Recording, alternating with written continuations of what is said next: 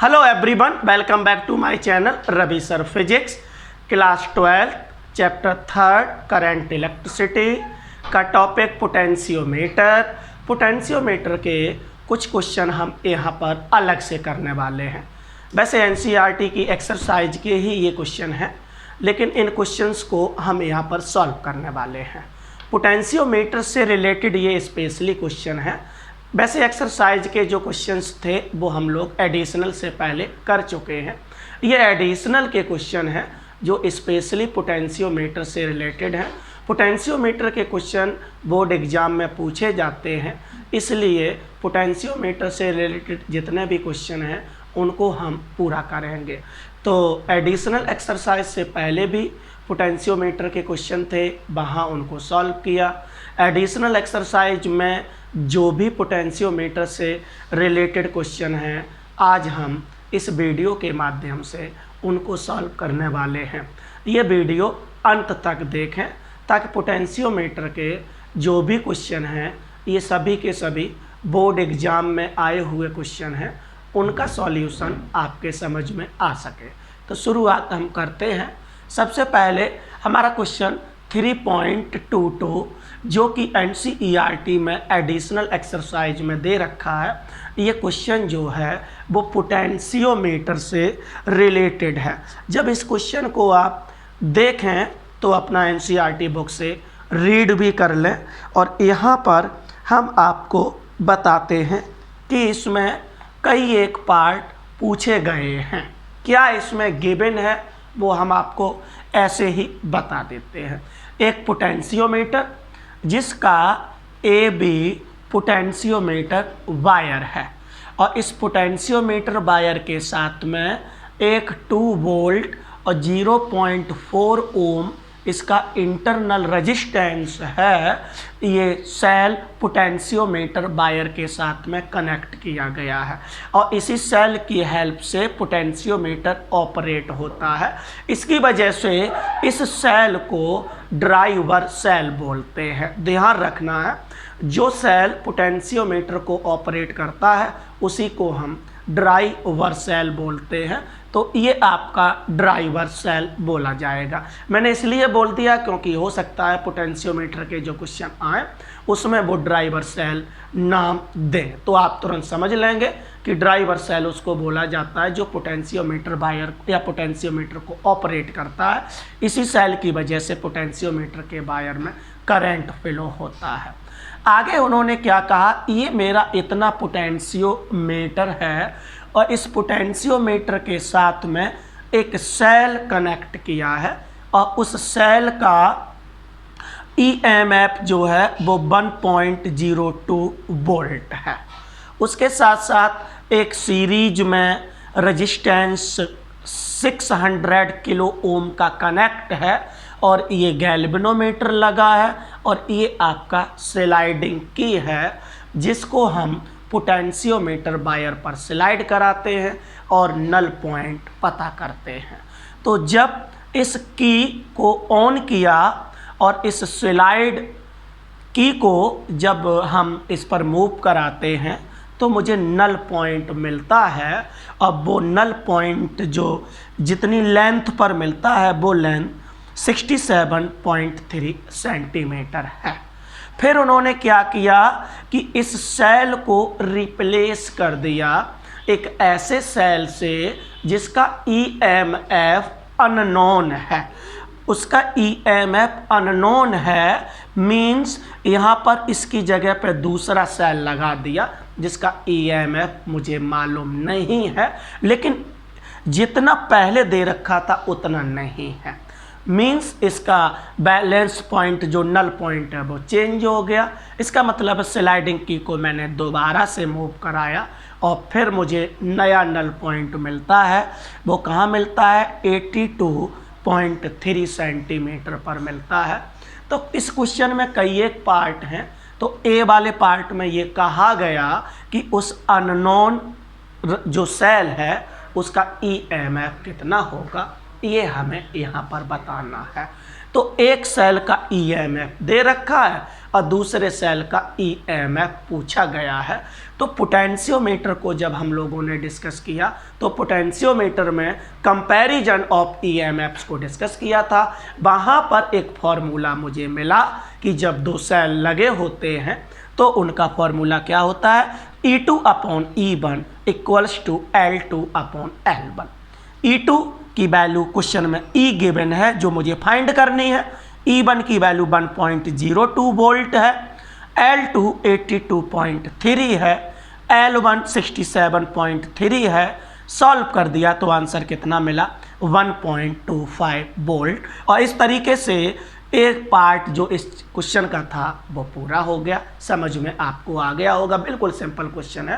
Question का step आप पढ़ते चले जाओ, आसानी से आप क्वेश्चन को सॉल्व कर सकते हैं। दो फॉर्मूले हैं, तीन फॉर्मूले हैं पोटेंशियोमीटर से, एक पोटेंशियोमीटर का प्रिंसिपल का, एक कंपैरिजन ईएमएफ का और एक इंटरनल रेजिस्टेंस का। तो तीन ही फॉर्मूले पोटेंशियोमीटर से रिलेटेड हैं, उसी से रिलेटेड क्वेश्चंस आपके इधर उधर आते रहते हैं अलग अलग तरीके से। बी वाले पार्ट में क्या कहा है ध्यान देना है। बी वाला पार्ट जो है वो कंसेप्चुअल है, जिसमें ये पूछा गया कि इस रेजिस्टेंस को क्यों कनेक्ट किया है सीरीज में, इसकी क्या ज़रूरत थी इस रेजिस्टेंस को कनेक्ट करने की। तो रेजिस्टेंस जब हम कनेक्ट कर देते हैं तो सर्किट का रेजिस्टेंस इंक्रीज हो जाता है, जिसकी वजह से करंट जो है रिड्यूस हो जाता है। और करंट अगर रिड्यूस होता है तो उसका पोटेंशियल ग्रेडियंट रिड्यूस हो जाता है, मींस पोटेंशियोमीटर मोर सेंसिटिव हो जाता है। तो पोटेंशियोमीटर को मोर सेंसिटिव बनाने के लिए हम ये जो 600 किलो ओम का रेजिस्टेंस है उसको सीरीज में कनेक्ट किया गया है। तो इसका क्या पर्पज है तो मैंने यहाँ लिख दिया, to reduce electric current. Current को रिड्यूस करने के लिए इसका यूज किया जाता है। लेकिन करंट मैंने रिड्यूस किया क्यों, तो मैंने आपको बता दिया, सेंसिटिविटी को इंक्रीज करने के लिए। सेंसिटिविटी जितनी ज़्यादा इंक्रीज होगी पोटेंशियोमीटर उतनी ही एक्यूरेट वैल्यू देता है, इसकी वजह से। तो बी वाला पार्ट कंसेप्चुअल था, समझ में आ गया होगा। सी वाले पार्ट को हम रीड करते हैं बेटा। इसमें ये लिखा हुआ है कि क्या इस 600 किलो ओम के रेजिस्टेंस को कनेक्ट करने से बैलेंस पॉइंट पर फर्क पड़ेगा, क्या बैलेंस पॉइंट अफेक्ट होगा या नहीं होगा। तो इसका आंसर होगा नो, बैलेंस पॉइंट पर कोई भी अफेक्शन नहीं होगा। क्यों, क्योंकि बैलेंस पॉइंट जब हम डिटेक्ट करते हैं उस समय गैल्वेनोमीटर में कोई भी करंट फ्लो नहीं होता है। तो जब गैल्वेनोमीटर में कोई करंट फ्लो नहीं होता है तो रेजिस्टेंस का गैल्वेनोमीटर के करंट से कोई भी लेना देना नहीं है। इसकी वजह से बैलेंसिंग पॉइंट पर कोई भी अफेक्ट नहीं होगा। इसकी वजह से मैंने यहाँ पर नो लिख दिया और आपको एक्सप्लेन भी कर दिया है। अब इसके डी वाले पार्ट की बात करते हैं। डी में ये कहा गया है कि ड्राइवर सेल जो है, ड्राइवर सेल ये है, इसका अगर हम रेजिस्टेंस बदल दें तो क्या बैलेंस पॉइंट बदल जाएगा, बैलेंस पॉइंट पर क्या अफेक्ट होगा इंटरनल रेजिस्टेंस का, किसका, ड्राइवर सेल का। यस, तो बैलेंस पॉइंट बदल जाएगा क्योंकि यही तो इसमें करंट फ्लो करा रहा है। और अगर इंटरनल रेजिस्टेंस इंक्रीज कर देंगे तो करंट डिक्रीज हो जाएगा, और अगर इसको डिक्रीज कर देंगे तो करंट इंक्रीज हो जाएगा। इसी ड्राइवर सेल से ही करंट फ्लो हो रहा है पोटेंशियोमीटर वायर में। इसलिए इसका जो ये मैंने कनेक्ट सेल किया, अगर इसका रेजिस्टेंस हम बदलेंगे तो कोई भी अफेक्ट नहीं पड़ेगा, ये भी ध्यान रखना है। अफेक्ट केवल पड़ता है तो ड्राइवर सेल का, इसलिए मैंने यहाँ पर एस लिख दिया है। तो डी वाला आपको समझ में आ गया होगा। ई वाले में उन्होंने ये कहा है कि अगर इस ड्राइवर सेल जिसका ईएमएफ 2 वोल्ट है, 2 की जगह पर अगर 1 वोल्ट कर दिया जाए तो क्या ये सर्किट काम करेगा, ये पूछा गया है। तो जब हम 2 की जगह पर 1 वोल्ट कर देंगे तो ये सर्किट काम नहीं करेगा, क्योंकि इस ड्राइवर सेल्स का जो ईएमएफ है, जो सेल हम कनेक्ट करते हैं उससे हमेशा ज़्यादा होना चाहिए। अगर ज़्यादा नहीं होगा तो इसका कोई भी पोटेंशियोमीटर में करंट फ्लो नहीं होगा। तो इसकी वजह से आप ध्यान रखना है कि अगर हम इस ड्राइवर सेल का ईएमएफ 2 वोल्ट से बदल करके 1 वोल्ट कर देते हैं तो ये सर्किट ऑपरेट नहीं होगा। इसकी वजह से मैंने यहाँ पर नो लिख दिया है। एफ की बात करते हैं कि अगर ये ईएमएफ बहुत ही कम हो, ईएमएफ की वैल्यू बहुत कम हो, तो क्या ये सर्किट वैल्यू को रीड करेगा? इसकी सेल जो कनेक्ट किया है उसका अगर ईएमएफ कम है तो क्या ये ऑपरेट होगा? नहीं।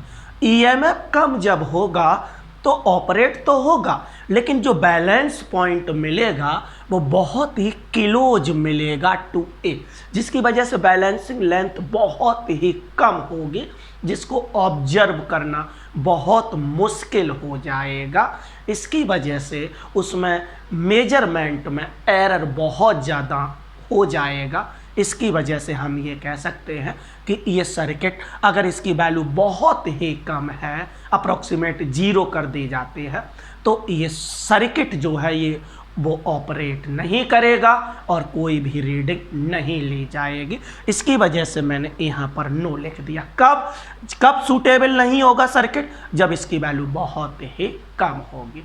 तो ये आपका 3.22 वाला क्वेश्चन पोटेंशियोमीटर से रिलेटेड था। कई एक पार्ट उसमें है, बहुत ही इंपॉर्टेंट क्वेश्चन है, कई एक बार आया हुआ है।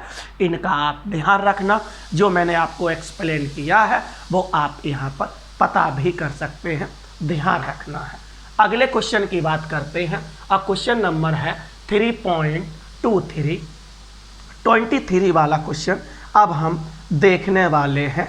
इस चीज़ का आपको ध्यान रखना है। तो 23 में भी पोटेंशियोमीटर दे रखा है और ये पोटेंशियोमीटर से रिलेटेड क्वेश्चन है। पोटेंशियोमीटर से रिलेटेड ये आपका क्वेश्चन है और अभी थोड़ा सा 1 मिनट का हम समय चाहते हैं।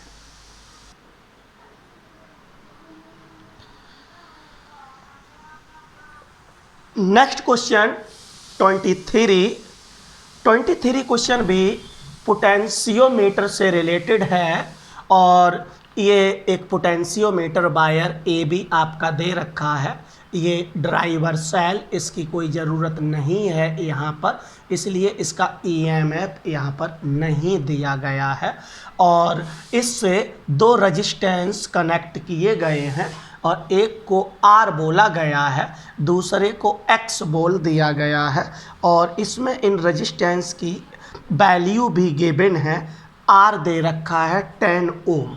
उसके साथ साथ एक ये सेल लगा हुआ है और सेल के साथ में ये गैल्वेनोमीटर और ये स्लाइडिंग की लगा दी जाती है।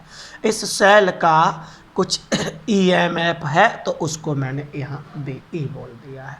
तो क्वेश्चन आपको समझ में आ गया होगा। क्या किया उन्होंने कि पहले इस की को क्लोज किया और बैलेंसिंग लेंथ को ऑब्जर्व किया। स्लाइडिंग की को जब स्लाइड कराया तो इसके अक्रॉस पोटेंशियल डिफरेंस क्रिएट हो जाएगा और वो तब तक इंक्रीज होता रहेगा जब तक कि वो इस ईएमएफ के इक्वल नहीं हो जाता है। ये ध्यान रखना है। और उस केस में जो लेंथ मुझे मिलती है वो आपका 58.3 सेंटीमीटर मिलती है। फिर क्या किया, इसको ओपन कर दिया और एक्स वाले को क्लोज कर दिया। फिर हमने बैलेंसिंग लेंथ को पता किया तो एक दूसरी लेंथ मुझे मिलती है 68.5 सेंटीमीटर। तो उन्होंने ये कहा है कि इस x की वैल्यू क्या होगी, ये जो रजिस्टेंस x है इसकी वैल्यू क्या होगी, ये निकाला गया है।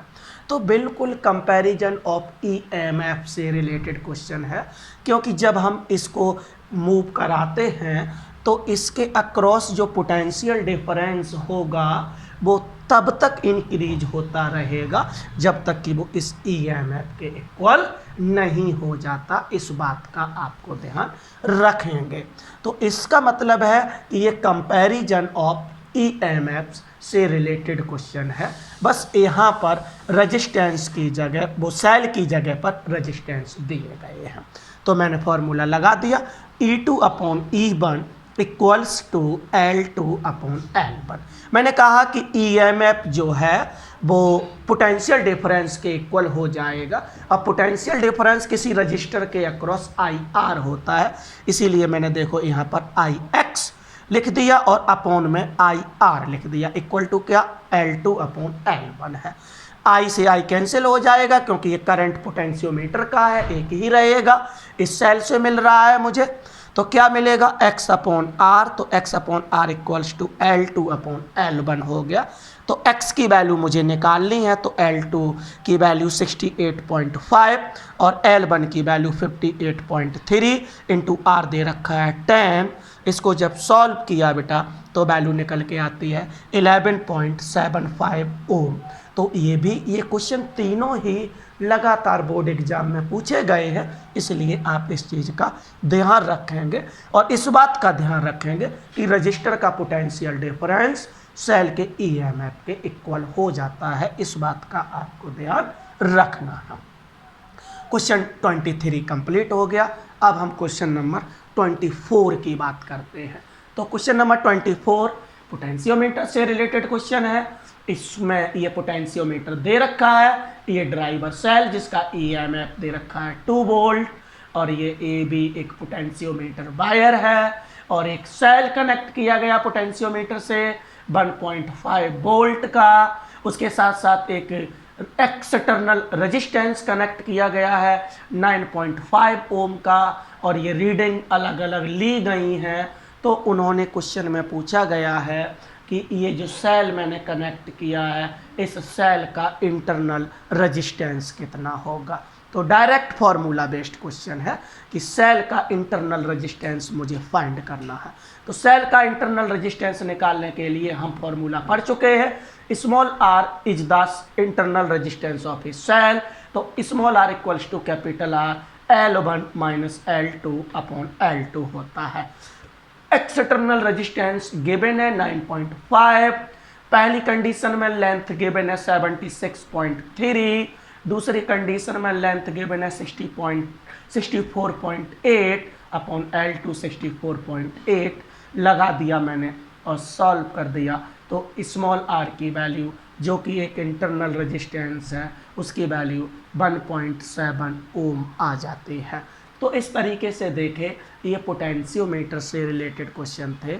एडिशनल एक्सरसाइज से पहले भी क्वेश्चन पोटेंशियोमीटर से रिलेटेड थे और ये तो जितने भी एक्सरसाइज में पोटेंशियोमीटर से रिलेटेड क्वेश्चन दिए गए हैं वो हमने सभी सॉल्व करके आपको सिखा दिए हैं और अच्छी तरीके से आपको सीखना भी है क्योंकि ये क्वेश्चन बोर्ड एग्ज़ाम में लगातार पूछे जाते हैं। तो आज आप इनका स्क्रीनशॉट ले लीजिएगा ताकि आप आराम से इसके सॉल्यूशन को नोटबुक पर लिख सकें। थैंक यू बेटा, thank you, very very thank you.